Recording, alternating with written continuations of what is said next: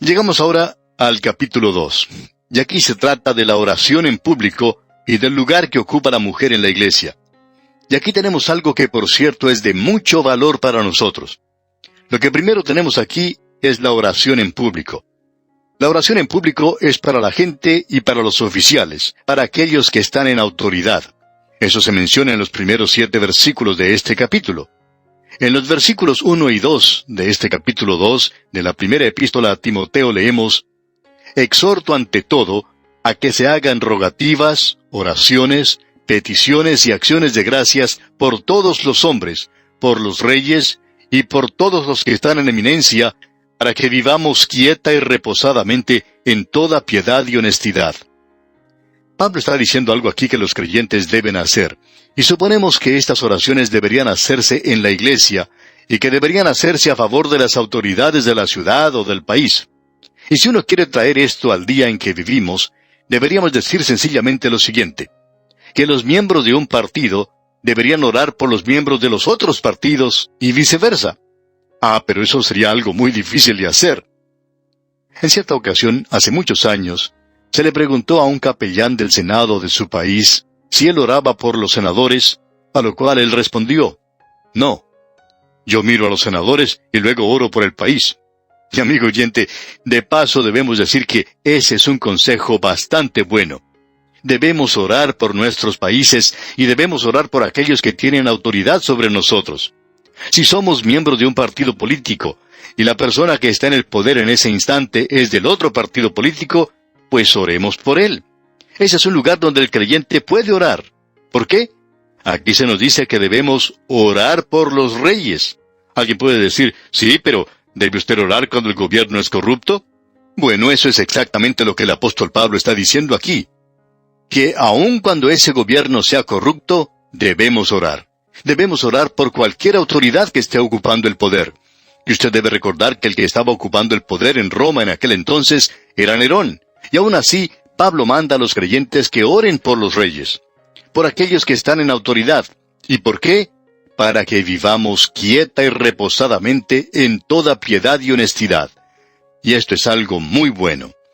Y el versículo 3 lo confirma, leamos: «Porque esto es bueno y agradable delante de Dios nuestro Salvador». Bueno, cualquier gobierno es mejor que el no tener gobierno alguno. Quizá eso se pueda contradecir, por lo menos puede ser puesto en duda. Aún un gobierno malo, corrupto, si gobierna realmente, es mejor que una anarquía. El gobierno civil es un don o regalo de Dios, y hablando honradamente, debemos darle gracias a Dios por él y orar por él. Esto es algo, según creemos, que muchos de nosotros dejamos de hacer: el orar por nuestros gobernantes, por los que están en autoridad. Ahora, si el hombre ha corrompido ese gobierno, si lo ha usado mal, y eso por cierto ha sido hecho en muchas ocasiones, bueno, alguien dice: la política es algo torcida, y estamos de acuerdo con eso. Pero por lo menos existe cierta apariencia de ley y orden. Entonces, nosotros deberíamos orar para que vivamos quieta y reposadamente en toda piedad y honestidad. ¿Y qué es lo que eso puede hacer? Bueno, la respuesta la tenemos en el versículo 3 y también en el versículo 4 de este capítulo 2. «Porque esto es bueno y agradable delante de Dios nuestro Salvador, el cual quiere que todos los hombres sean salvos y vengan al conocimiento de la verdad». Allí tenemos la razón. Allí está el porqué. Debemos orar por los gobernantes para que el Evangelio pueda ser predicado. Y eso es lo importante, que el Evangelio pueda ser predicado. Estamos seguros que en muchos países en el futuro habrá la persecución de los creyentes. Y no nos estamos refiriendo a los miembros de las iglesias, porque la iglesia ha llegado a hacer muchos acuerdos, va con lo que mejor le conviene. Es decir, eso es lo que hace el liberalismo. Pero aquellos que son verdaderos creyentes en Cristo hoy pueden encontrar la persecución. El apóstol Pablo estaba comenzando a encontrar eso de parte de Roma, y aún así, él dice que nosotros debemos orar, que debemos orar por los que están en autoridad, y eso es bueno, es la voluntad aceptable de Dios. ¿Por qué? Porque Dios quiere que los hombres sean salvos. Lo importante para usted y para mí hoy, amigo oyente, no es el elegir a cierto hombre para que ocupe la presidencia de nuestro país. Es por eso que en nuestro trabajo o en nuestros programas nunca recomendamos a ningún candidato. En algunos lugares se acostumbra a hacerlo, pero nosotros no hacemos eso. Nosotros debemos orar por esa persona, no importa quién sea. ¿Por qué? Para que pueda ser predicado el Evangelio. Queremos que la persona que ocupa el cargo más importante en nuestros países, que haga posible que nosotros continuemos en nuestra programación radial, o que se siga predicando la palabra de Dios de otras formas hoy, y esa es la manera en que debe orar todo creyente. Creemos que eso es lo que Pablo está diciendo aquí. Ahora él dice aquí en el versículo 5 de este capítulo 2, porque hay un solo Dios y un solo mediador entre Dios y los hombres, Jesucristo hombre. Note usted, porque hay un solo Dios. En el Imperio Romano de aquella época había muchos dioses, y la gente en el día de hoy busca muchos dioses. Algunos el placer, otros el entretenimiento. En realidad, el mundo del entretenimiento ha llegado a ser como una religión hoy. Hay muchos devotos de eso. Hay muchas mujeres que están listas a sacrificar su virtud en cualquier momento, y el hombre puede sacrificar su honor para llegar a ser una estrella. Y pensamos que hay muchos que han llegado a hacer esa clase de sacrificio, y algunos ni siquiera han sido notados. Nunca llegaron a figurar en alguna parte. Pero existen muchos dioses hoy, y nosotros necesitamos comprender que hay un solo Dios. Él es el Creador. Y solo hay un mediador. Antes, en Israel, uno podía ir al templo y allí podía encontrar muchos sacerdotes. Uno podía ir por intermedio de ellos. Bueno, Pablo está diciendo aquí que hay un solo mediador al cual uno debe dirigirse. No es necesario que usted se dirija a un ser humano aquí, a algún ministro. Eso no es necesario. Ya hay un solo mediador entre Dios y los hombres. Y necesitamos ese mediador. Yo necesito ese sacerdote, y ya tengo uno. Él es el sumo sacerdote. Usted recordará que ese era el clamor de Job al mismo comienzo de su libro. En el capítulo 9, versículo 33, él clamaba, «No hay entre nosotros árbitro que ponga su mano sobre nosotros dos». Job estaba clamando, si hubiera alguien que pudiese asirse de la mano de Dios y luego asir mi mano y unirnos a los dos, para que pueda existir comunicación, para que podamos llegar a un acuerdo. Bien, amigo oyente, hoy nosotros tenemos un mediador. El Señor Jesucristo ha venido, y Él tiene su mano puesta en la mano de la deidad porque Él es Dios, y Él puede salvar porque Él es Dios, y porque Él ha pagado el precio de su salvación y la mía. Ahora, Él es el mediador, pero Él también se hizo hombre. Él puede tomar mi mano aquí en esta tierra. Él me comprende y le comprende a usted, amigo oyente. Él le conoce. Usted puede ir a Él. Él no va a preocuparse porque usted vaya a Él. Él no se va a enojar por eso. Él no le va a golpear. Él no le va a lastimar a usted de ninguna manera. Pero usted dice, bueno, es que yo he fracasado, yo he hecho esto y aquello. Yo no puedo alcanzar la gloria de Dios. Soy un fracaso completo. Bueno, Él sabe eso. Y Él aún así le ama. Él aún así quiere poner su brazo alrededor de usted. Usted recuerda lo que el profeta Isaías dijo. En toda angustia de ellos, Él fue angustiado. Hay algunos que piensan que eso debería verse traducido de la siguiente manera. En toda angustia de ellos, Él no fue angustiado. Bueno, de cualquier manera en que uno lea esto, es algo realmente maravilloso. Quizá Dios quiere que nosotros leamos esto de ambas maneras, pero a mí me gusta leerlo, en toda angustia de ellos, Él no fue angustiado. Dios ha acompañado a los hijos de Israel a través del desierto, y usted recuerda que ellos fracasaron en Cades Barnea. Y Él no dijo, bueno, adiós, yo no quiero estar más con ustedes, yo ya no tengo nada que ver con ustedes porque ustedes han fracasado. No, amigo oyente, Él continuó con ellos por 40 años. Él siguió adelante. Usted recuerda que Él le dio instrucciones a Moisés. Cuando entren a la tierra, ustedes tienen que hacer esto, aquello y esto otro. Dios continuó con ellos, y usted se da cuenta que Él esperó por ellos. Y sí que los esperó, amigo oyente. Él trató con ellos con mucha paciencia. Todo el tiempo de su angustia, Él no fue afligido. Él no cayó y fracasó. Él se mantuvo con ellos. Y eso es lo que Él ha hecho conmigo. Es maravilloso el día de hoy tener a alguien que sea un mediador tan maravilloso. Y nosotros podemos ir a través de Él, y esa es la razón por la cual debemos dirigirnos a través de Él a Dios. Y cuán maravilloso es esto, amigo oyente. No vale la pena venir y contarme las cosas a mí. Puede ser que yo simpatice con usted. Quizá ni siquiera comprenda su caso. pero Él sí que lo hace. Él es humano, Él es un mediador, Él pone su mano en la mía. Escuchamos un canto que dice, pon tu mano en la mano de aquel. Bueno, amigo oyente, usted no pone su mano en la mano de Él. Él pone su mano en la suya. Eso es lo que Él hace, y eso es lo que hace de esto algo verdaderamente maravilloso. Él descendió y puso su mano en mi mano, y Él ha agarrado mi mano. Pero Él también ha tomado la mano de Dios, porque Él es Dios, y Él nos ha unido.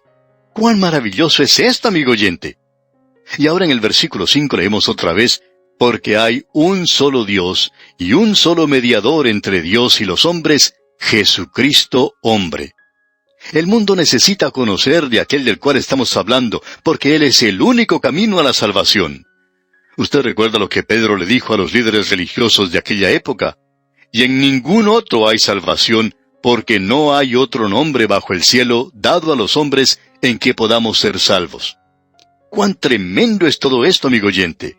Esto es realmente maravilloso, porque puede hacer una cosa por usted, le puede llevar a usted directamente al Señor. Hay ciertas veces en que hay solo un camino por el cual nosotros podemos ir de un lado al otro.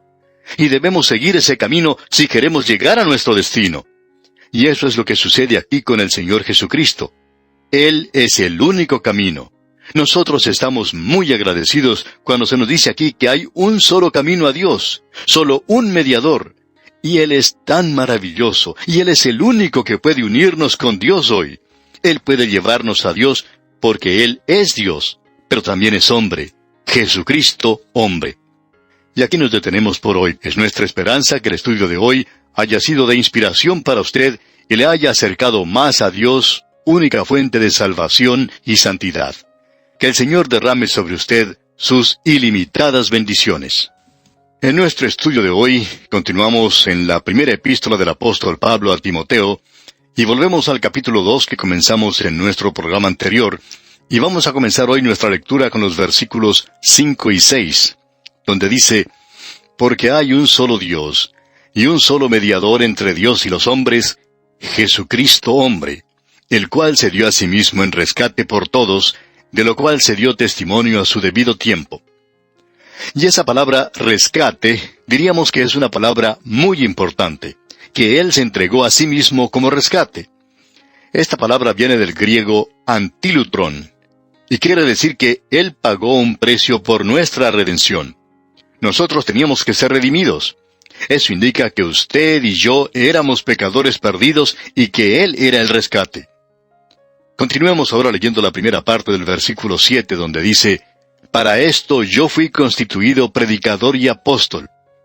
Deberíamos decir aquí que cuando Pablo dice que Él ha sido constituido, está indicando que Él ha sido nombrado o designado.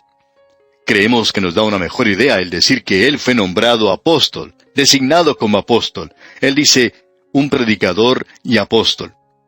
La palabra predicador proviene de la palabra griega kerux, y eso es una trompeta o un heraldo, aquello que proclama el Evangelio. Así es que Pablo está diciendo, yo he sido nombrado, he sido designado como una persona para declarar el Evangelio, y he sido designado también apóstol. Y luego en la segunda parte de este versículo 7 dice, digo verdad en Cristo, no miento, y maestro de los gentiles en fe y verdad. Quizá parezca extraño que el apóstol Pablo esté hablando de esta manera a un joven que es su amigo personal. Pero creemos que Pablo lo está diciendo porque él sabe que Timoteo conoce que esta es la verdad. Digo verdad en Cristo, no miento, afirma Pablo. Y luego Pablo dice algo que él no le dijo a las iglesias, y maestro de los gentiles en fe y verdad. Pablo siempre dijo que él era un apóstol de los gentiles, y eso era cierto. Pero aquí él no solo dice que es eso, es decir, un apóstol para presentar el Evangelio, sino que él también es quien les va a enseñar a ellos. Creemos que eso es algo verdaderamente tremendo lo que dice el apóstol. Regresamos ahora una vez más a este asunto de la oración, y en el versículo 8 leemos, quiero pues que los hombres oren en todo lugar, levantando manos santas, sin ira ni contienda. Esta es una declaración magnífica del apóstol Pablo. Cuando él está diciendo aquí, quiero, no creemos que él esté poniendo su propia voluntad en esto. es el deseo de Él. Deseo, pues, que los hombres oren en todo lugar. Es decir, que sea en todo lugar donde se reúnen los creyentes. Y esto se refiere a la oración pública, digamos de paso. Es muy obvio que esto se está refiriendo a una reunión pública. Y luego él dice, levantando manos santas. Esa era la costumbre de aquellos días. Se practicaba en la iglesia primitiva y revelaba la dedicación, la consagración en la vida de aquellos que estaban orando. Hay ciertas personas que acostumbran a hacer eso en sus reuniones y son criticados por hacer eso. Pero no debería ser así. No hay nada malo con hacer eso. Uno lo puede hacer así si eso es lo que siente hacer en ese momento, el levantar sus manos. Siempre hemos mostrado cierta excitación en hacer eso, porque no estamos muy seguros de si mis manos están limpias o no. Limpias físicamente y quizá limpias de otra manera también. El apóstol habla aquí de las manos como manos santas. Y eso indicaría que esas manos están dedicadas, consagradas al servicio de Dios. Y amigo oyente, usted no debería levantar sus manos en una reunión si esas manos no están siendo usadas en el servicio de Cristo. Usted puede echar una mirada retrospectiva en su vida y decidir si tiene que levantar sus manos en una reunión o no. El apóstol dice aquí, levantando manos santas. Y esa era la costumbre de aquel día. Pablo está diciendo aquí que él quiere que ellos levanten sus manos santas sin ira ni contienda. Este asunto de sin ira indica que todos los pecados han sido ya confesados. Usted no necesita ir a Dios con ira en su corazón, con un espíritu amargado, preocupado, sino que usted puede ir a Él con sus pecados confesados y sin ninguna contienda o duda. Usted recuerda lo que el escritor del libro a los Hebreos dice en el capítulo 11, versículo 6. Pero sin fe es imposible agradar a Dios, porque es necesario que el que se acerca a Dios crea que le hay y que es galardonador de los que le buscan. Eso indica que tenemos que ir a Él en fe, en oración. Pensamos que una de las razones, y puede haber más de una, pero una de las razones por la cual las reuniones de oración no tienen más asistencia en nuestras iglesias, y en alguna otra oportunidad quizá consideraremos las otras diferentes razones, pero una de las razones que deseamos mencionar aquí es que a la gente le falta fe. No creen ellos que Dios va a escuchar y contestar la oración. Y al observar algunas reuniones de oración, y lo decimos con todo respeto, creemos que el Señor aparentemente está bostezando durante esa reunión de oración, ya que son tan aburridas. La reunión de oración debía ser hecha por aquellos, si usted se da cuenta de eso, aquellos que han confesado sus pecados, que ellos no vayan a ese lugar con odio o rencor en sus corazones, y que vayan con fe, creyendo verdaderamente. Y esa es la clase de reunión que produce una buena reunión de oración. Ahora Pablo dice aquí en la primera parte del versículo 9, capítulo 2 de esta primera epístola a Timoteo, asimismo que las mujeres se atavíen de ropa decorosa. Y llegamos ahora a este asunto de la vestimenta de las mujeres. Creemos que nos ayudaría a entender esto mejor si pusiéramos al comienzo de este versículo la palabra quiero. Antes él habló de la forma en que debían orar los hombres. Ahora, de la misma manera, quiero, pues, que las mujeres oren de esta manera. Quisiéramos que usted, amigo oyente, nos escuche cuidadosamente, porque lo que vamos a decir es algo de suma importancia, y es algo que debemos notar en el día de hoy. Estamos viviendo en un tiempo cuando en realidad existen dos posiciones extremas en cuanto al lugar que la mujer debe ocupar en la iglesia local y visible, y todos ellos usan este pasaje de las Escrituras. Una posición permite que la mujer ocupe un lugar de prominencia y de liderazgo en las reuniones públicas. Hay algunas iglesias que tienen mujeres predicadoras, directoras del coro y otros cargos. No hay ninguna posición en la iglesia que esté fuera de su alcance. Y como resultado, las mujeres no solo ocupan un lugar destacado, sino que su presencia es dominante en esa iglesia. Usted puede comprobar eso. En muchas partes se han destacado un gran número de mujeres que son predicadoras. Y no queremos ser muy duros en cuanto a esto, sino que nos gusta llevar adelante esta controversia con ellas. Pero algunas de esas mujeres son destacadas, algunas son muy buenas, pero ese es solo un lado de este asunto. Y en esa clase de denominación, como ya hemos dicho, uno descubre que no solo ocupan un lugar prominente, sino que dominan la situación. Existe varias denominaciones fundadas por mujeres también. En cierta ocasión hubo un equipo, podríamos decir, formado por una pareja, donde la esposa era la que predicaba, mientras que el esposo era el que realizaba todos los trabajos manuales. Él levantaba la carpa donde se llevaba a cabo la reunión, colocaba las bancas y todo ese tipo de cosas. Además, él era el que dirigía los cantos. Y luego, era ella la que predicaba el Evangelio. Dios usa estos grupos en el día de hoy en una forma amplia, y personalmente opinamos que Él los usa a pesar de, no debido a, la posición de la mujer. Y quizá estemos en un extremo cuando hablamos así, pero esperamos que usted nos entienda bien. También existe otro extremo con el cual no estamos de acuerdo, donde no se permite a la mujer que diga nada en las reuniones públicas. Uno nunca puede escuchar la voz de una mujer en una de esas reuniones, ni siquiera en el canto. Creemos que estos grupos sufren mucho, especialmente en la pérdida de talento, al actuar de esa manera. Creemos que las mujeres hubieran contribuido mucho para el progreso de estos grupos si hubieran sido utilizadas. Se cuenta una historia, que es más bien jocosa, de una solterona que era muy prominente en su ciudad. Todos estaban de acuerdo que ella hubiera llegado a ser una maravillosa esposa, pero nunca se casó y falleció. El periódico de la ciudad quería escribir un artículo en cuanto a ella, pero la editora de la página social, que estaba a cargo de las defunciones, se encontraba de vacaciones. Así es que le pidieron al editor de la página deportiva que escribiera este artículo. Él lo hizo, y como si le escribiera un partido de béisbol, concluyó: «Aquí yacen los restos de Nancy Nieto. En la vida de ella no hubo ningún terror. Vivió como una solterona y falleció como una solterona. 0 carreras, 0 imparables, 0 errores». Bueno, amigo oyente, creemos que eso se puede decir de muchas iglesias en el día de hoy, que no utilizan los talentos de las mujeres. Y Dios puede usarlos y los usa. Ahora, estos son puntos de vista un poco extremos. Creemos que ambos grupos comienzan a aflojar un poco hoy. Creemos que podemos comenzar a apreciar eso en el presente. Ahora, ¿por qué existe tanta confusión en cuanto a este asunto bastante práctico? Bueno, veamos lo que tenemos aquí. Creemos que la confusión ha sido producto del mal entendimiento de este pasaje de las Escrituras en particular, así como también de algunos otros.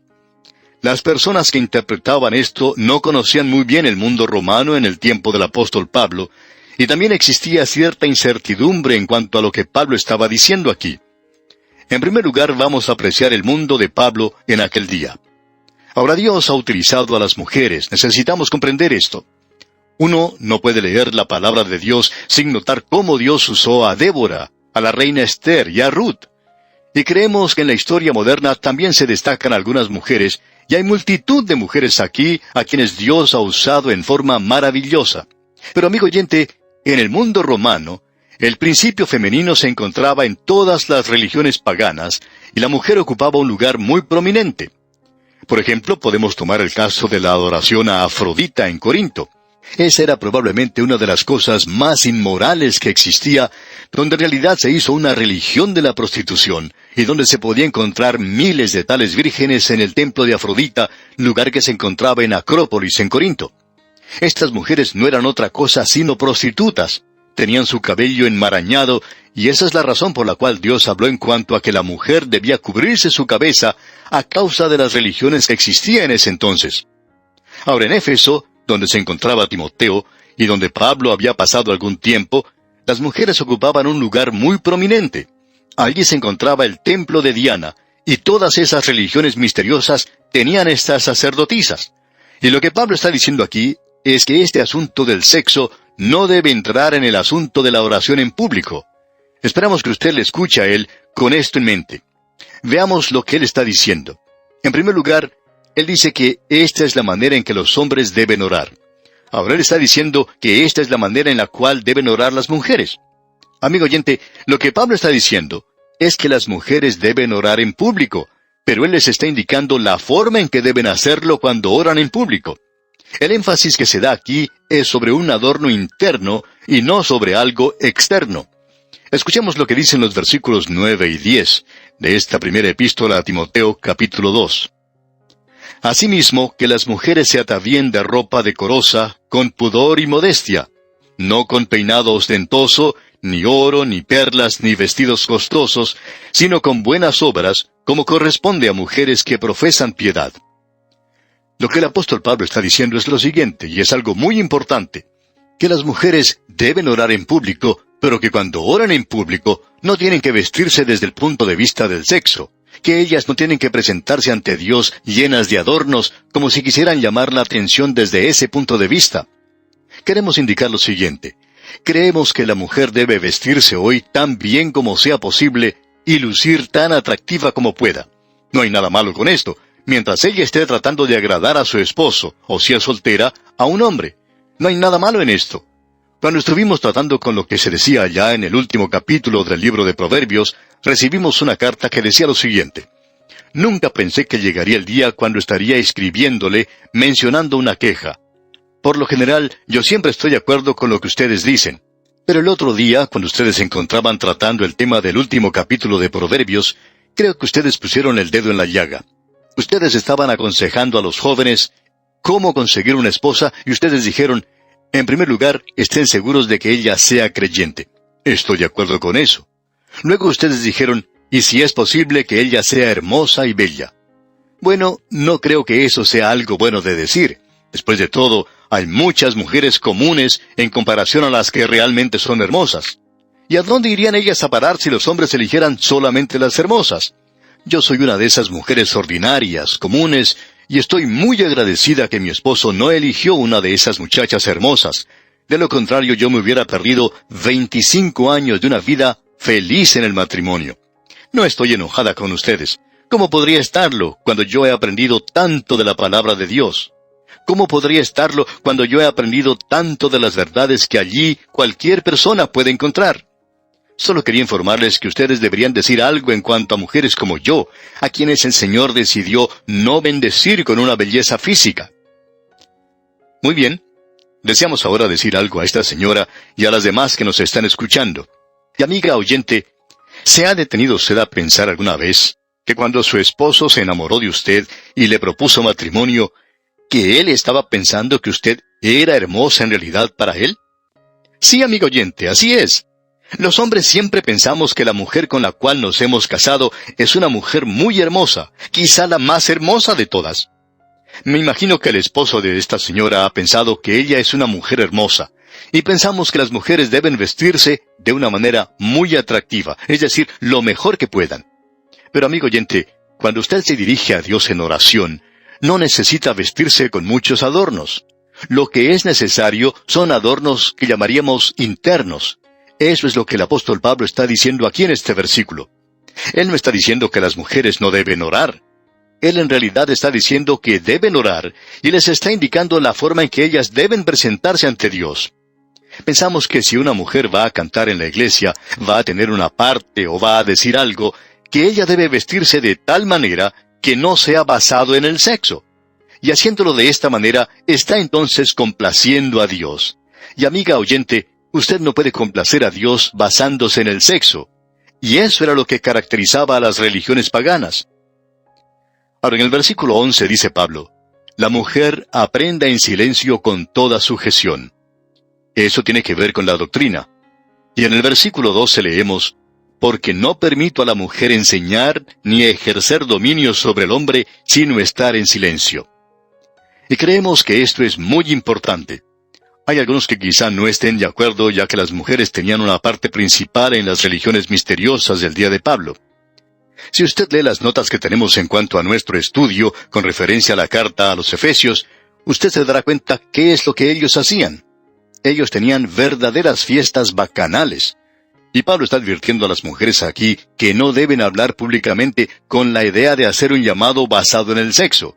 Y él les prohibió directamente el hablar en lenguas. Lo vemos allá en la primera epístola a los Corintios, capítulo 14, versículo 32. Ahora notemos lo que dicen aquí los versículos 12 al 15 de este capítulo 2 de la primera epístola a Timoteo. Porque no permito a la mujer enseñar ni ejercer dominio sobre el hombre, sino estar en silencio. Porque Adán fue formado primero, después Eva. Y Adán no fue engañado, sino que la mujer, siendo engañada, incurrió en transgresión. Pero se salvará engendrando hijos si permaneciere en fe, amor y santificación con modestia. Para terminar, permítanos decir lo siguiente. Fue el pecado de Eva lo que trajo el pecado al mundo. Y por medio de engendrar hijos, cada vez que la mujer da a luz una criatura en este mundo, ella trae a un pecador al mundo. Eso es todo lo que puede traer a este mundo. Pero María dio a luz en este mundo al Señor Jesucristo. Ella trajo al Salvador a este mundo. ¿Cómo son salvas las mujeres? Engendrando hijos. María trajo al Salvador al mundo. Amigo oyente, nunca diga usted que la mujer trajo pecado al mundo hasta que usted esté preparado para decir que una mujer trajo al Salvador a este mundo. No hubo ningún hombre que proveyera un Salvador. Una mujer lo hizo. Sin embargo, la mujer es salva por medio de la fe, de la misma manera en que el hombre es salvo por medio de la fe. Y ella debe crecer en amor y en santificación de la misma manera en que lo debe hacer el hombre. Y esto, amigo oyente, es todo lo que Pablo está diciendo aquí. Por hoy vamos a detenernos aquí, amigo oyente, y Dios mediante, en nuestro próximo estudio, entraremos a considerar el capítulo 3 de esta primera epístola a Timoteo. Que Dios le bendiga en gran manera, es nuestra ferviente oración.